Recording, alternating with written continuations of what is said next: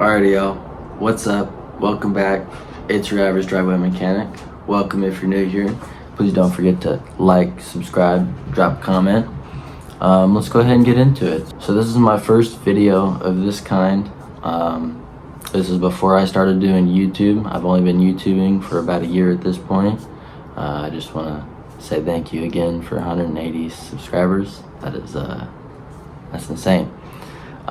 But this was before I started YouTubing. This was my first truck. I grew up in this vehicle. Go ahead and throw up a picture. So that was me and my brother back in car seats. Back in the day, I'll go up on Google Maps. I'll throw that up as well.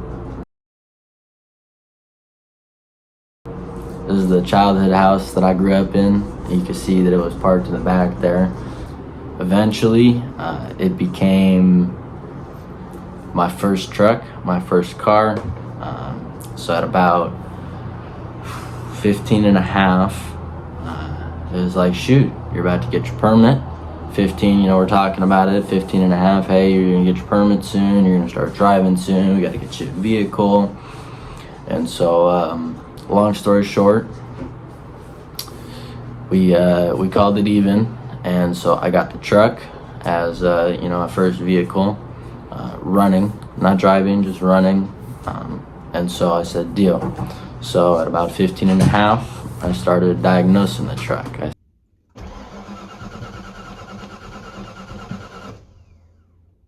can see why spark might have been an issue. I just pulled that out. Okay, what's wrong with it? So the story goes, we're doing it. It's a firewood truck, just for the property, and so we're using it as a firewood truck, and we sink it in the mud down to the axles. Like, we sunk it, and so we had to pull it all the way out of the yard. We ended up parking it, and so it sat parked here for 4 years under this tree, and eventually this is the condition that it was put in. I'll go ahead and I'll throw that up.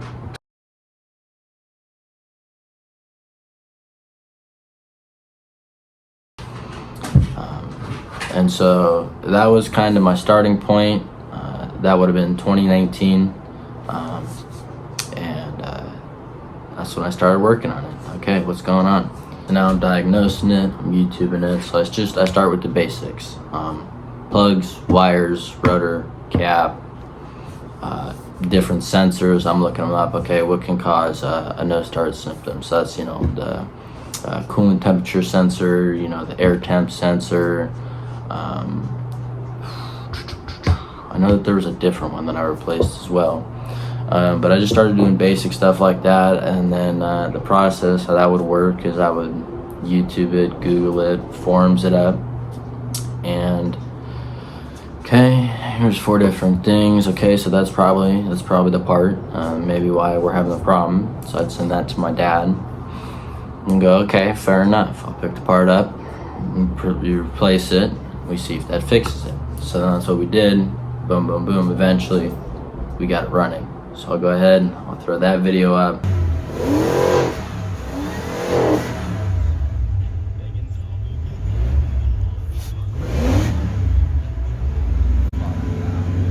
At this point, I've gotten the truck running. Fortunately, there were no transmission issues. My dad and myself, my brother, we didn't really know what was wrong with the truck. We knew that we sunk it in the mud. We couldn't get it unstuck. We pulled it out of the dirt, the mud. We parked it, and now it's not starting. Something's not right. So we finally got it to start. We had an OBD1 reader. That was helping us out too with the diagnosis. So now at this point, it's a perfectly good running, driving vehicle. Minus the flat tires and a couple other things. So now, right, we start doing that. It's been too long to remember the sequence in which these things were done. So we'll just kind of go ahead and throw up some of the different things that we did.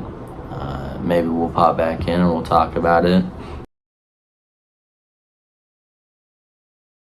Now at this point, I've put so much money into it. I've replaced the lights. I spent about $200 just in LEDs. Another thing that we also replaced, go ahead and throw that up, is the dashboard LEDs.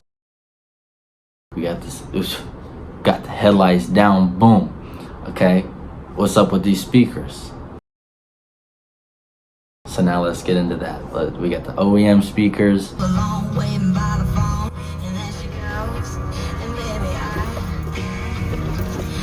Now for after, we had I know that I put some Kenwoods in there, and then I also put some kickers in there. So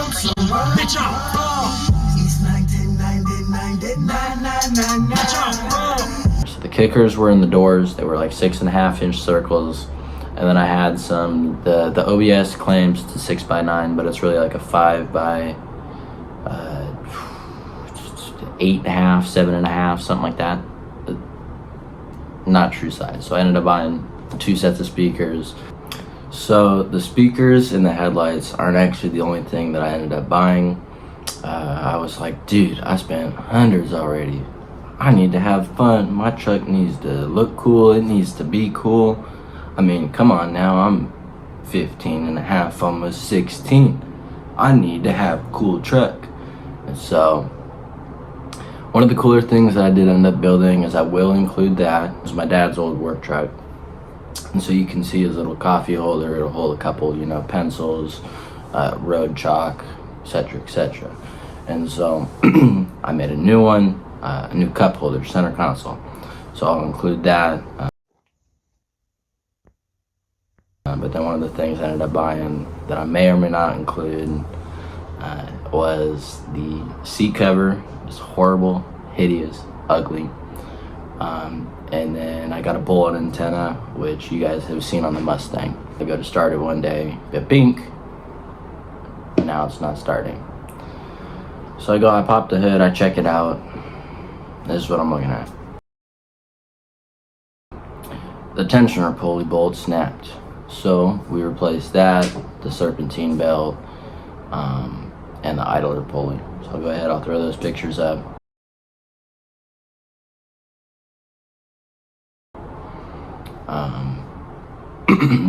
Now we're getting closer. We've now fixed that. The truck can move again. It's running and driving again.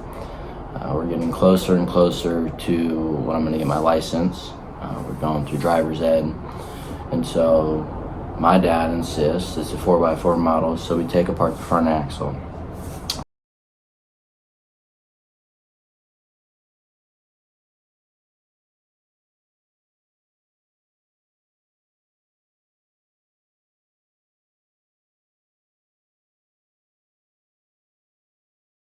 Then, after we replaced all those front end components, bearings, catch cambers, sway bar linkage, the tie rod ends, all of it. It was time for tires, and then time for an alignment. So then we did that, and then I was off to driving.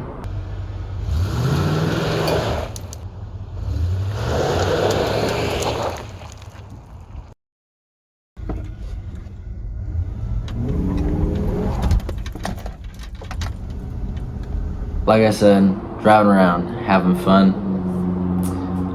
My buddy, he has a chrome front end, and I have a painted black front end. Now, I'm trying to go chrome or clear lens, and he is trying to go tinted smoke lens. And so we're like, hey, you got OBS, I got OBS. You got what I want, I got what you want. So, I mean, let's do it. And so we swapped. So here's this.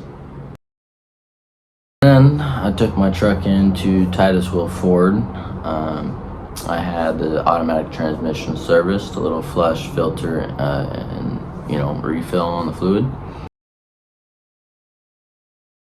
I was driving it, having fun, one thing after the next. I'm drifting, and I hit a wall. Boom. So we take the bumper off. And so now we flash forward to December 25th.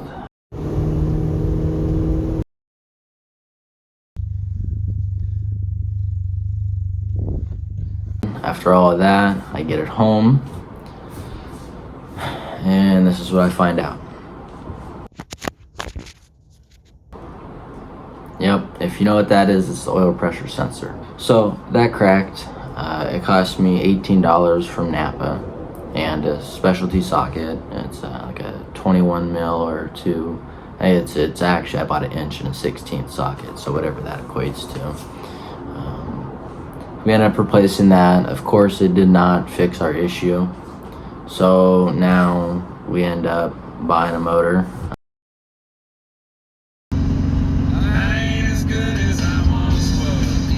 So now we start to strip our F-150 apart so we can pull the motor.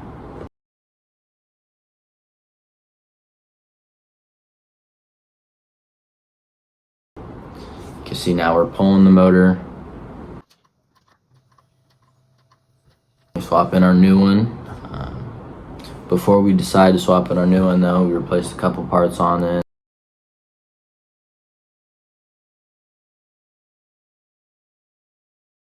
Somewhere in between all of this, I was running out of funds, so I cut the exhaust off my F-150. I took the cats to the scrapyard. I got a quick buck. So now we got to make an exhaust for it, which is like, well, darn, you know, teenage kids gotta, you know, have a loud exhaust. So we ended up making the exhaust for it.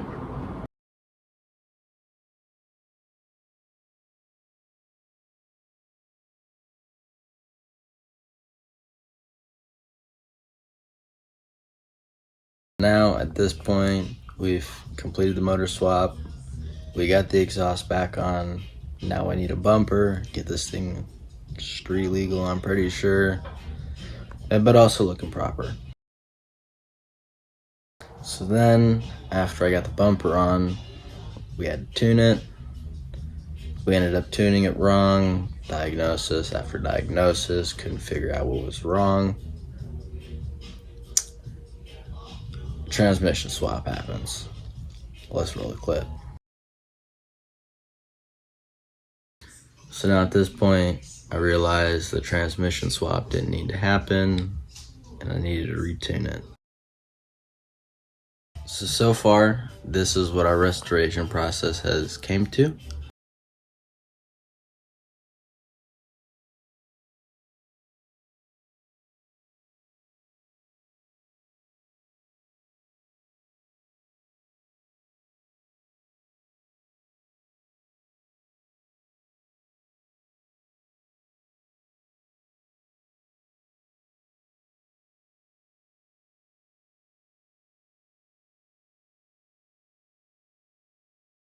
Alrighty y'all, if you've made it this far in the video, I just want to say thank you guys for watching. Please don't forget to like, subscribe, comment, and stay tuned for more content. Y'all have a good one. Peace.